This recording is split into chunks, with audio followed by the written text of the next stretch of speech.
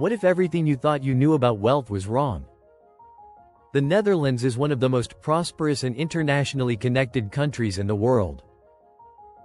But it did not become successful because it discovered mountains of gold, enormous forests, or vast oil fields. Much of the country was low, wet, and constantly threatened by water. For centuries, storms flooded farms, destroyed villages, and forced communities to fight for survival. So how did a small country, threatened by the sea, become a global center of trade, finance, agriculture, infrastructure, and technology? The answer begins with the very thing that seemed most likely to destroy it: water. Hundreds of years ago, the land we now call the Netherlands looked very different. Large areas were marshy, flooded, or difficult to farm. Rivers divided the landscape, while the North Sea regularly pushed inland during violent storms. Surviving there required more than individual strength. One farmer could not build a dike alone. One village could not control an entire river. Communities had to work together. They shared labor, collected money, organized maintenance, and made decisions about protecting the land. This created one of the most important habits in Dutch history. The Dutch learned that huge problems could be solved through cooperation, planning, and engineering. The sea was not only an enemy. It became a teacher.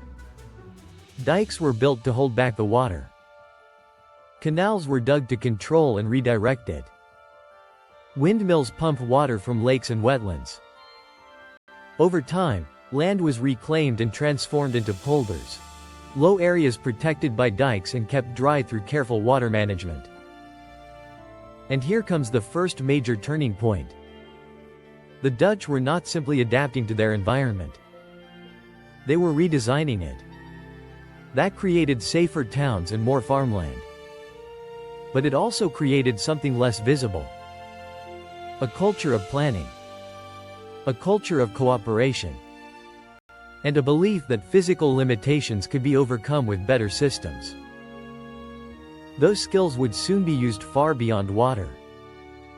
The Netherlands occupied a powerful position in Europe. Major rivers connected it to the interior of the continent. The North Sea connected it to Britain, Scandinavia, the Baltic region, and eventually the wider world. Dutch merchants realized that their country did not need to produce everything itself. Instead, it could become the place through which everything passed. Grain arrived from the Baltic. Timber came from Northern Europe. Wine came from France. Spices and luxury goods came from Asia. The Dutch bought goods where they were plentiful, stored them efficiently, transported them cheaply, and sold them where demand was higher. This was more than trade. It was an organized commercial system. Dutch shipbuilders helped produce efficient cargo vessels. Ports, warehouses, canals, and merchant networks expanded. Amsterdam grew into one of Europe's most important commercial cities. By the 17th century, the Dutch Republic had entered what became known as its Golden Age. But overseas trade was extremely expensive and dangerous. Ships could sink. Cargo could be stolen. Wars could ruin an entire expedition. One merchant often could not afford that level of risk. So the Dutch developed new ways to gather and spread capital. In 1602, the Dutch East India Company, known as the VOC, was established. Many investors could contribute money and share in the potential profits. This made it possible to finance enormous overseas operations without depending on only one wealthy merchant. It also distributed the risk. Amsterdam developed organized markets where financial claims and company shares could be traded. Credit, insurance, banking, and investment became increasingly sophisticated. And this is the second big aha moment. The Dutch did not become rich only because they traded goods. They became rich because they built better systems for financing trade. Money could be collected, invested, circulated, and reinvested on a huge scale. Capital became a powerful tool. But this prosperity had a brutal side. The VOC used violence and monopoly power. Dutch wealth was also connected to colonial exploitation, slavery, warfare, and the forced control of trade. The economic success of this period cannot be separated from the suffering imposed on people in Asia, Africa, and the Americas. That contradiction matters. The Dutch developed influential commercial and financial systems, but those systems operated inside a colonial empire that caused immense harm. Dutch dominance eventually weakened. Britain and France became stronger competitors. Wars damaged trade. The VOC declined and was dissolved at the end of the 18th century. But the deeper Dutch strengths remained. The country still had strategic waterways.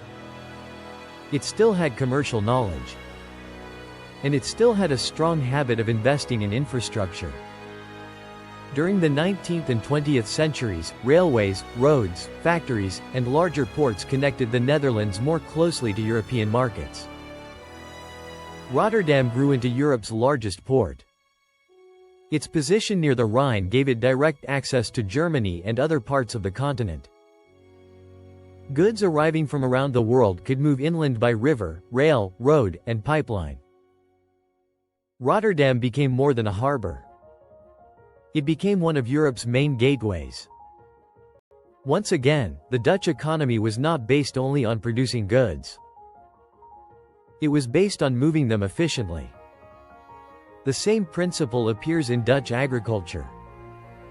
The Netherlands is small and densely populated. It cannot compete by using endless amounts of land. So it competes through productivity, greenhouses, specialized knowledge, logistics, and agricultural technology. The principle is simple. When land is scarce, make every square meter more productive. When resources are limited, improve the system. The modern Netherlands then moved beyond ports, farms, and traditional industry. It invested in science, engineering, education, and advanced manufacturing. One of the clearest examples is ASML. Founded in 1984, ASML develops advanced lithography systems that use light to print the tiny patterns inside modern computer chips. Its technology is fundamental to the production of advanced semiconductors. A country once famous for windmills and merchant ships now plays a crucial role in the global chip industry. That is not a break from Dutch history. It is a continuation of it. The windmill, the trading ship, the port, and the chip machine all represent the same deeper idea. Use knowledge and organization to overcome physical limits. The Netherlands became prosperous not because it possessed every valuable resource. It became prosperous because it learned how to connect people, markets, capital, transport, and technology. Its geography helped. Its colonial empire generated wealth while causing enormous suffering. But the lasting advantage was its ability to build systems. Water systems. Trading systems. Financial systems. Transport systems. Agricultural systems. And technological systems. That is the real Dutch economic miracle. A country threatened by the sea learned to organize itself. Organization created engineering. Engineering supported trade. Trade encouraged finance. Finance funded expansion. Infrastructure connected the country to Europe. And knowledge pushed it into the modern technological age.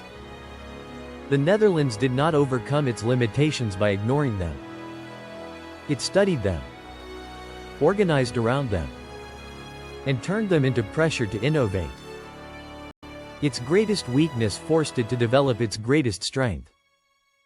Not natural wealth, but the ability to create value from almost everything that passed through its hands. Wealth is not only something a country finds beneath the ground. Sometimes, it is something a society builds.